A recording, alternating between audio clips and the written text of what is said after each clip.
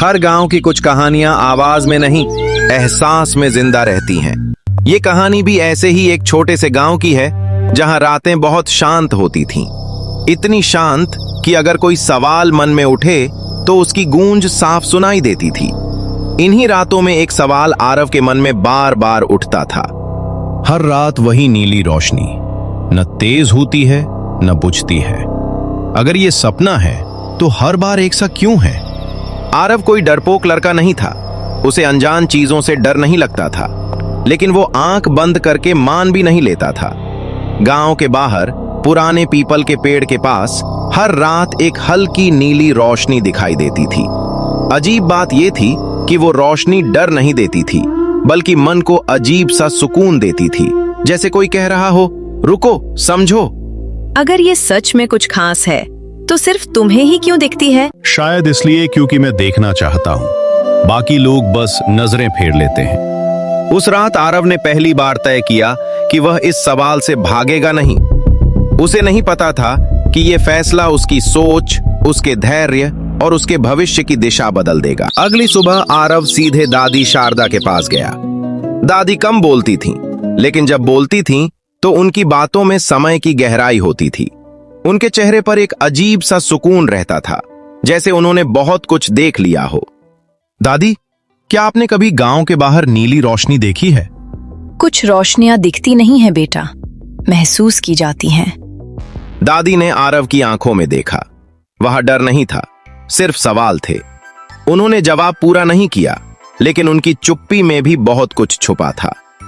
क्या वो रोशनी गलत है? गलत या सही बाद में समझ आता है। पहले ये देखो कि वो तुम्हें कहां ले जा रही है। दादी की बात अधूरी थी, लेकिन आरव समझ गया कि यह कोई मामूली बात नहीं है। अब सवाल सिर्फ रोशनी का नहीं था, बल्कि उसके अपने भीतर उठ रही आवाज का था। दिन भर आरव का मन बेचैन रहा। हर काम करते हुए भी उसका ध्यान रात पर टिका था। जैसे जैसे अंधेरा गहराने लगा, उसका फैसला और पक्का होता गया। तुम सच में वहां जाओगे, अकेले? हाँ, अगर मैं आज नहीं गया तो ये सवाल हर दिन बढ़ता जाएगा। रात होते ही आरव घर से निकला।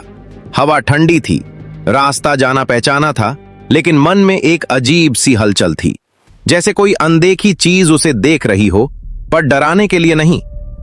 अगर ये कोई संकेत है तो मुझे इसे समझना होगा। जैसे ही वो पीपल के पेड़ के पास पहुंचा, नीली रोशनी पहले से ज्यादा साफ दिखाई देने लगी। फिर भी दिल की धड़कन शांत थी। अचानक आरव को एहसास हुआ कि ये रोशनी पहली बार नहीं आई है। ये गांव के इतिहास का हिस्सा रही है, बस हर किसी ने इसे महसूस नहीं किया। कुछ सवाल पीढ़ियों तक चलते हैं बेटा। आरव समझने लगा कि ये सफर सिर्फ उसका नहीं है। रोशनी ने कुछ कहा नहीं, लेकिन आरव को लगा जैसे किसी ने उसके मन को छू लिया हो। ये कोई आवाज नहीं थी, बल्कि एक एहसास था जो सीधे भीतर उतरता चला गया। ये मुझे रोक नहीं रही, ये तो मुझे समझा रही है। उस पल आरव को अपने जीवन के छोटे छोटे दृश्य याद आने लगे।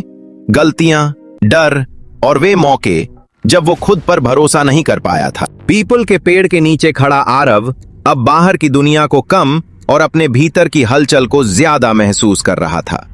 नीली रोशनी सामने थी, लेकिन असली हलचल उसके मन में चल रही थी।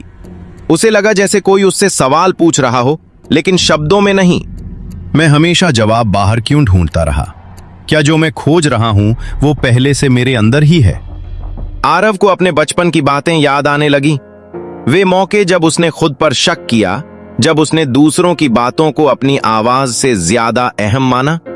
रोशनी इन यादों को दिखा नहीं रही थी, बल्कि उन्हें सामने रख रही थी, जैसे कह रही हो, इन्हें देखो, समझो।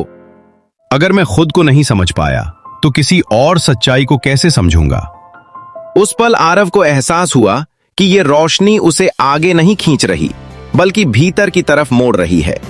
ये सफर किसी जगह तक पहुंचने का नहीं, बल्कि खुद से मिलने का था।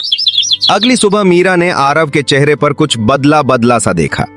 वही आंखें थीं, लेकिन उनमें अब जल्दबाजी नहीं थी। तुम ठीक हो? कल के बाद तुम कुछ अलग लग रहे हो। हाँ, शायद पहली बार मैं भाग नहीं रहा। आरव ने मीरा को सब कुछ नहीं बताया, लेकिन इतना जरूर समझा दिया कि वो किसी डर से नहीं गुजरा, बल्कि किसी समझ से होकर आया है। हर रहस्य का मतलब खतरा नहीं होता, कुछ रहस्य हमें रुकना सिखाते हैं। मीरा की ये बात आरव के मन में बैठ गई। उसे लगा कि वो इस अनुभव में अकेला नहीं है, कुछ लोग बिना देखे भी समझ जाते हैं। उस रात नीली रोशनी फिर दिखाई दी, लेकिन इस बार थोड़ी दूरी पर, जैसे जानबूझकर एक फासला रखा गया हो। तुम सब कुछ एक साथ क्यों नहीं दिखाती? कोई जवाब नहीं आया, लेकिन आरव को एहसास हुआ कि हर सच एक साथ मिल जाए ये जरूरी नहीं। कुछ सच्चाइयां तभी समझ आती हैं जब इंसान उनके लिए तैयार होता है। ये अधूरापन अब उसे परेशान नहीं कर रहा था। वो समझने लगा था कि ये अधूरापन भी इस यात्रा का हिस्सा है। एक पल ऐसा भी आया जब आरव ने रोशनी की तरफ तेजी से बढ़ने की कोशिश की। उसे लगा कि शायद दूरी कम करने से जवाब जल्दी मिल जाएंगे। अगर मैं और पास चला जाऊं तो सब साफ हो जाएगा। लेकिन जैसे ही उसने ऐसा किया, रोशनी हल्की पड़ गई। न गायब हुई न तेज हुई, बस जैसे रुक गई हो। मैं फिर वही गलती कर रहा हूं, सब कुछ तुरंत चाहने की। उस पल उसे समझ आया कि कुछ रास्ते तेज चलने से नहीं, सही चलने से पूरे होते हैं। आरव उस दिन दादी शारदा के पास फिर गया। इस बार सवाल कम थे, सुनने की इच्छा ज्यादा थी। जब कोई चीज खुद चलकर आती है तो उसका मतलब होता है कि उसे समय चाहिए। दादी ने आरव को रोका नहीं, टोका नहीं, बस इतना कहा कि जल्दबाजी समझ को धुंधला कर देती है। शायद मैं जवाब नहीं, तसल्ली ढूंढ रहा था। दादी मुस्कुराईं। उन्हें लगा आरव सही दिशा में बढ़ रहा है। दिन बीतने लगे। नीली रोशनी कभी दिखती कभी नहीं, लेकिन आरव के भीतर एक स्थिरता आने लगी थी। अब अगर ये आए या ना आए, मैं ठीक हूं। ये बदलाव छोटा था, लेकिन गहरा था। वो अब हर सवाल का जवाब नहीं चाहता था, बस सही सवाल पूछना सीख रहा था। एक रात रोशनी फिर सामने आई। इस बार न पास न दूर, बिल्कुल वैसी ही जैसी शुरू में थी। अब तुम मुझे कुछ साबित नहीं कर रही, बस याद दिला रही हो। आरव समझ गया कि कुछ संकेत शब्दों में नहीं, अनुभव में होते हैं, और जब इंसान उन्हें समझ लेता है तो डर अपने आप खत्म हो जाता है। अब आरव ने यह महसूस करना शुरू कर दिया था कि नीली रोशनी का आना और जाना किसी नियम के तहत नहीं हो रहा। वो न तो हर रात आती थी, न ही पूरी तरह गायब होती थी। इस दूरी में भी कोई मतलब छुपा था।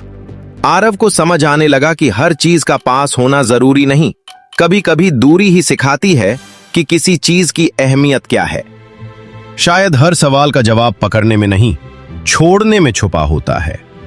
अब वो रोशनी को बुलाने की कोशिश नहीं करता था, वो बस देखता था, महसूस करता था, और इसी में उसे सुकून मिलने लगा था। गांव वही था, वही रास्ते, वही लोग, वही आवाजें, लेकिन आरव की नजर बदल चुकी थी। अब वो हर चीज को जल्दी में नहीं देखता था। उसे लगने लगा था कि जिंदगी सिर्फ आगे बढ़ने का नाम नहीं, बल्कि समझने का भी नाम है। तुम अब कम बोलते हो, लेकिन ज्यादा समझते हो। शायद मैंने सुनना सीख लिया है। ये बदलाव बाहर से छोटा लग सकता था, लेकिन भीतर बहुत बड़ा था। एक रात ऐसी आई जब नीली रोशनी नहीं दिखी। आरव रुका, देखा और इंतजार किया, लेकिन इस बार उसके मन में बेचैनी नहीं थी।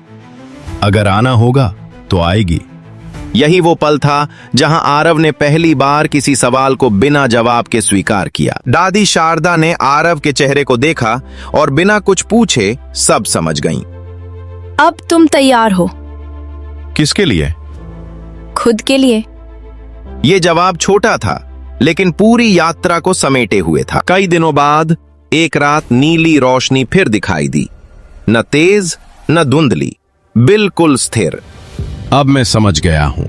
उस पल कोई शब्द नहीं थे, सिर्फ समझ थी। उस रात के बाद नीली रोशनी फिर कभी नहीं दिखी, लेकिन उसकी कमी नहीं लगी। जिसने रास्ता दिखा दिया, उसका जाना भी जरूरी होता है। आरव जान गया था कि ये अंत नहीं बल्कि शुरुआत है। आरव अब सवालों से भागता नहीं था, वो उन्हें समझदारी से अपनाता था। गांव में लोग वही थे, लेकिन आरव अब वही नहीं था। अब तुम क्या खोजोगे? खुद को बेहतर बनाना। हर रहस्य डराने के लिए नहीं होता। कुछ रहस्य हमें रुकना, समझना और खुद पर भरोसा करना सिखाते हैं।